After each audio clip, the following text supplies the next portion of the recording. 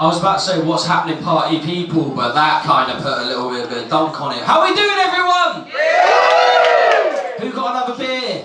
Yeah! Who got the really nice smelling chips? Can I have one? Cheers, man. They smell like cheesy garlic bread. That's not part of my set, that's just me being hungry and poor. Listen, you've all been a great audience. Is it alright if I try a little bit of new material on you all? Yeah! Perfect. So my name is Conor Lehane, I am a comedian, I run these nights, and I've just moved out my parents' house. Beautiful. Yeah, it felt good, it felt really good. They asked me to leave. But it felt good. I had to move back to do a last little bit of saving till I could move out, and I had to move back into my sister's old room because my room got turned into an office about a week after I left. It just seems always to be. It genuinely seemed like my sister died in a fire. It's like nothing changed in there, and mine was an office within a week.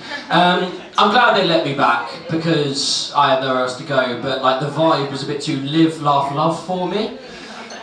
I'd go to bed every night in a bed that was too small for me, with a sign on one side that said, "Real queens fix each other's crowns." And on the other side, "Happy girls are the prettiest." I don't know what it is about living with me, but my mum needs a sign to remind her to keep calm and have a glass of Prosecco. When I was leaving, my dad basically said to me, like, "Look, son, I want to buy you a present. A man present. Proper present. What would you like?" So I'm 28 now. I said, "Look, Dad, I want a Hoover." Now, I think I'm funny. My dad thinks he's really funny. So he bought me a Hoover. He bought me a Henrietta Hoover. The girl Hoover. Joke's on him. Now I have a clean flat and a girlfriend. My real girlfriend hates that joke. Just sees her as competition. But I have been feeling quite self-conscious recently, and I did recently find out why. But like every time I go on the internet, the ads that come up are like hair loss pills, Viagra, casual everyday helmets. And I found out why, because every time I piss my girlfriend off, she goes up to my phone and she goes, "Small dick doesn't work, no hair, retard." Yeah, she's a keeper. One of the things I'm quite self-conscious about is my weight, because I've got a lot of it. Well, that was the most... Oh.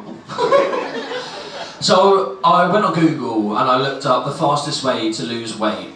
The easiest, and it says to increase your heart rate as much as you can throughout the day. So I did the only logical thing and stopped taking my anxiety and depression medication. I'm panicking away the pounds, fretting away the fat, crying away the calories. So far, I only managed to lose the will to live.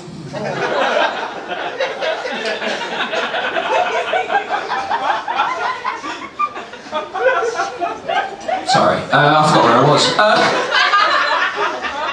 So I went on the dark web and bought some dodgy weight loss pills. Just turned out to be speed. I'm eating less, but I'm chewing a hell of a lot more. Didn't work either. So now I'm sad, but I'm fast. Like an even bluer Sonic the Hedgehog. The good thing is I'm quite tall. I can hide the weight, you know, I can put it in places small people can't see. Everyone thinks it's great being tall, but like, I can never live in a cottage. Can't wear trench coats. Look like two children trying to sneak into a cinema.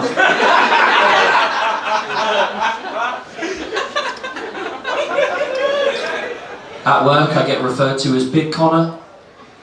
There's not another Conor.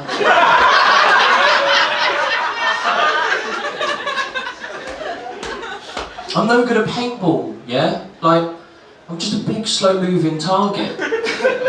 Every time I run from tree to tree, it looks like lost Bigfoot footage.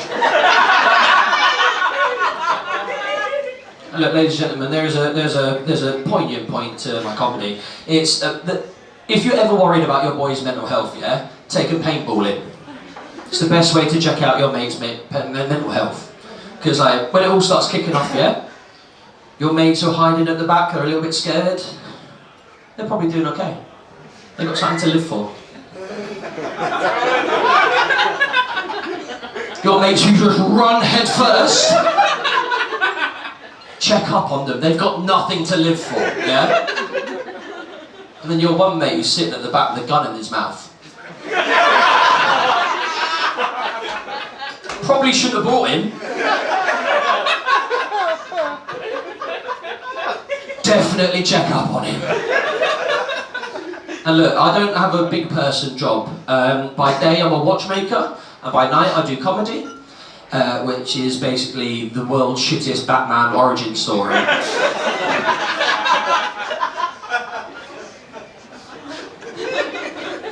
And I shouldn't be very good at what I do because I'm dyspraxic. And we already have one comedian here, but does anyone actually know what dyspraxia is? Okay. For those putting your hands up, don't worry, won't bite. Mate, I'm not biting you, mate. Basically, dyspraxia is a condition that affects like your small motor functions. So when my family started thinking there's nothing quite right with him, they sent me for a few tests, and the tests were like simple things like spelling tests and like using a knife and fork. Can't spell. Every bit of food I eat turns into mash. And the way that they told me was handled in possibly the worst possible way ever. I went for the test and the doctor sat me down and they went, look Conor, you're dyspraxic. It's not your fault. It's your parents. Look, you're going to live an almost normal life. Look, don't worry about it. Harry Potter's dyspraxic. They meant the actor. Daniel Radcliffe. I thought I'd just been diagnosed with being a wizard. I thought I was going to Hogwarts. Turned out to be a different classroom with the other fantastic beasts. I thought I could cast spells, but couldn't spell. Now let me be honest with you, nothing in this life makes you look more like you have learning disabilities than thinking you could do magic.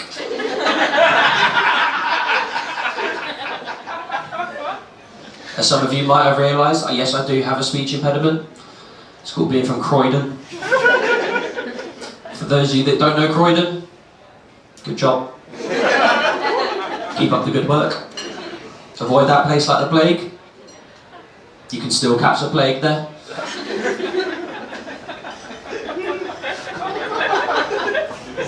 Now, like, I grew up there, so like I've still got about me, but like, my dad, he's a proper Croydon bloke. Like, he's a proper Croydon bloke. Like, he's been stabbed a few times and like, yeah, and all that kind of shit. I have a least favourite and favourite Waitrose. We're very different people.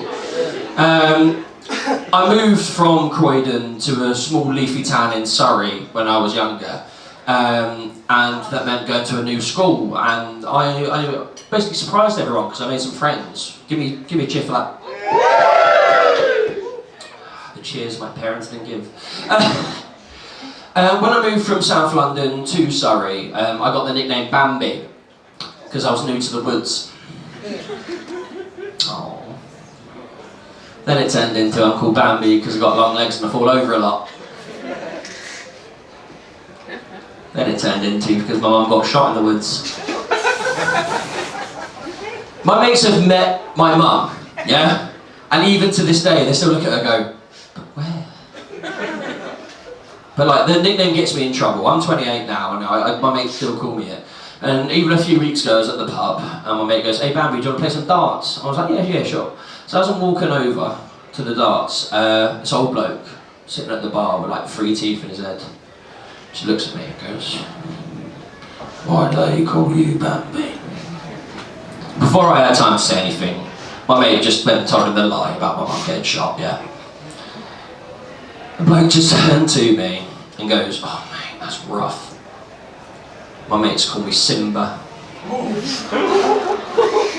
Because my uncle killed my dad.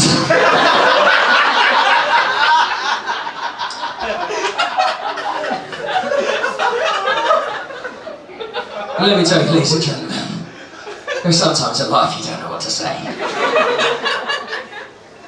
Sat there for an hour, listened to his whole story. His circle of life, very different from the films. After all this, I was a bit drunk. He was very drunk. We come to the decision to make a support group for people whose lives have been inconvenienced by vague Disney plots.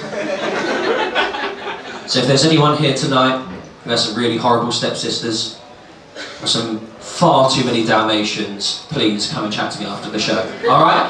I've been Conor Lehane. How's that?